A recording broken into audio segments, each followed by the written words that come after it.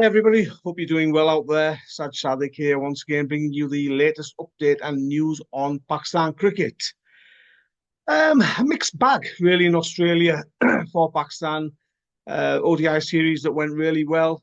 I don't think many people were expecting Pakistan to go out there and actually win the ODI series, which is exactly what they did. So I think when you least expect Pakistan to do well, they have this ability to surprise everyone and churn out some results. So a word of praise really for the guys in that ODI series. Yeah, I mean, you can say that Australia rested and made some of their players not available because of their upcoming test series against India. But nonetheless, to go out there in foreign conditions and in Australia and to go out there and win that ODI series was a fantastic achievement by Pakistan. Lots of positives. And I mean, it's just good to see Pakistan playing the 50 over format, which is a format that I think it's almost on the back burner for most cricket boards these days, which is quite sad, really. You've got T20I cricket, which seems to be the priority for far too many cricket boards around the world. And then obviously you've got some interest in Test cricket, but ODIs, you only have to look at the numbers of ODIs that Pakistan has been playing in recent times. And it's not ideal, really, is it? But ahead of the Champions Trophy, I'm sure that 2-1 series win against Australia in Australia will lift Pakistan and gives them a little bit of confidence ahead of the Champions Trophy, wherever that is. Of course, that's up for debate, and we'll discuss that in an upcoming video. But with Pakistan, of course, you have the highs and then you have the lows. And as I said before, when you expect them to lose, they end up winning that ODI series. And when you expect them to do well in the T20I series, they end up being a shambles, really. Well, Pakistan's record in Australia in T20Is against Australia is pretty poor. They've never won a match. It's 7 matches, 6 losses now, and 1 no result. So I think even the most optimistic of Pakistan cricket lovers and fans will have been, wondering as to how they were going to do in Australia in this T20I series. And unfortunately, it was, as I say, shambles, disappointment. You can use many words to describe that, some which I won't use on air, of course, because it might offend some people. But you get the drift. You get what I'm trying to say. It's just, I don't know. I mean, look at the selection first and foremost. You've got to wonder, what are the selectors actually thinking about selecting this group of players for T20I series? Because to me, it seems like they've just got a group of names, thrown them up in the air, and just see where the cards land, and then they pick those players for various formats. I mean, to me, Simon Ayub's best format is the T20Is, and that is the format that he should be primarily picked in. And then you've got the likes of Fakhar Zaman. Obviously, we know that there's issues between the board and Fakhar Zaman going on at the moment. But for him not to be picked for this series, the results are there. You need guys like Fakhar Zaman and Simon Ayub in that T20I lineup. They're picking Simon Ayub for other formats, yet they're not picking him for the best format. I just don't get it. I don't get the logic at all regarding selections at the moment for Pakistan. And I know the coach and the captains have minimal involvement in the selection of the final 11s and the squads. But somebody needs to look at this, because whoever's making these selections, I just don't get it. I just don't understand the logic behind picking some of the guys who are more suited to 4-day and 50 over formats like a Ceebola, and then throwing them into the T20I format. And vice versa, you've got guys who are better in the T20I format and the shorter formats, and you're picking them for Test cricket. So where is that logic? Who is actually analysing this data? I mean, there's supposed to be a data analyst with the Pakistan selection committee. What data is that person actually looking at? Because to me, it just makes no sense. The stats don't add up. The selections don't add up. And it's just a recipe for disaster, because you know what's going to happen, especially with the batting. And it happens all the time. I mean, Pakistan's record in 2024 is shambolic in T20Is. It's really, really poor. And You can say the odd match here and there, a little bit of bad luck. You know what the T20I format is like, games can change in the space of one over. But I think over the course of this year, we've seen Pakistan really, really poor in this format. I mean, there was a time when they were amongst the best in the world in the T20I format. Now they're rapidly declining, and I think it's something like 14 losses and about 6 or 7 wins this year. And those 7 wins have come against three, with all due respect, three against Ireland, one against Canada, and three against a weakened New Zealand team. So, it's not great. It's not ideal. You've got to look at the planning. You've got to look at the selection. You've got to look at the approach. I mean, if we look at the batting first and foremost, got to wonder exactly what are they thinking, because I think it was the second match where they were batting. Mohammad Rizwan and Usman Khan were batting as if it was a test match.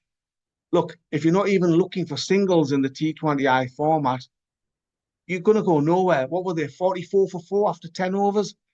That's 4.4 runs and over. Yes, it wasn't easy to bat.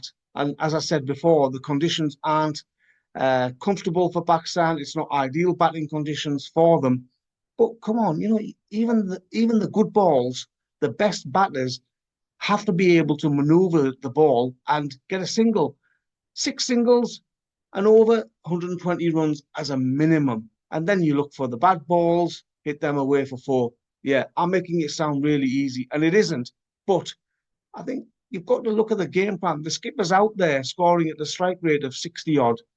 And what exactly is happening? What are the discussions? Why are they leaving it to the last few overs, the last 4 or 5 overs to score 10, 12, 13 runs and over? This is an approach that is outdated. It's an approach that doesn't work.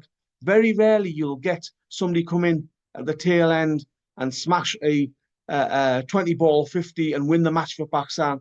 But you can't keep doing that all the time. This is the approach. They're looking for that miracle innings, a miracle performance from one of the middle order batters or lower order batters, and it's not going to happen all the time. Other countries, you look at Australia, India, South Africa, England, etc., West Indies, these guys are going out there and blasting it from ball one.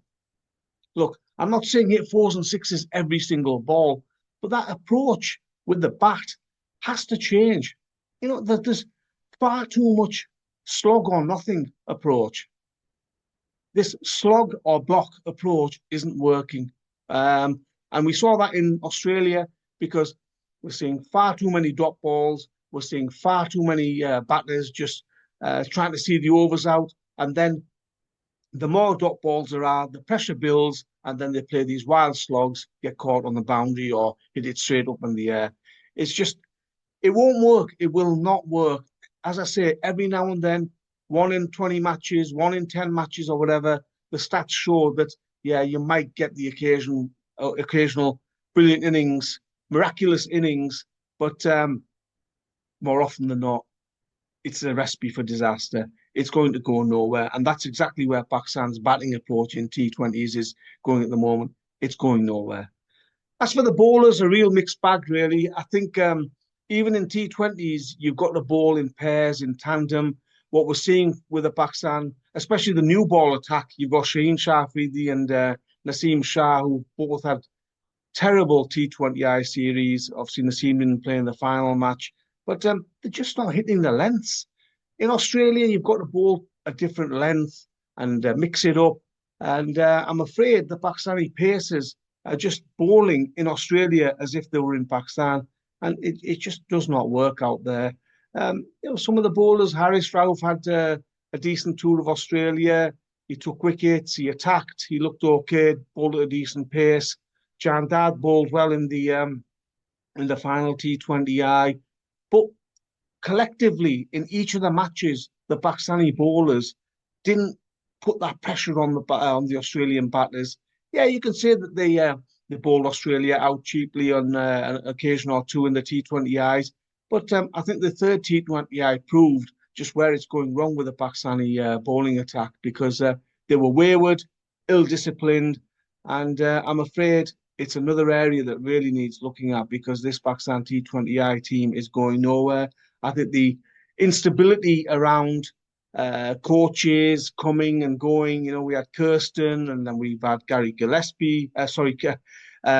Jason Gillespie come in and have to take over on an interim basis. Now the news during the third match, PCB released a statement to say Akib Javed is going to be taking over on an interim basis. Who knows how long he's going to last? It's almost like every series there's a new coach. That cannot be good for the players. The players will say, "Oh yeah, we're focusing on our cricket. We're not bothered about the outside noise about what's going on at PCB level." But it will affect them. Every time you go in that changing room and you've got a different coach, it's not great.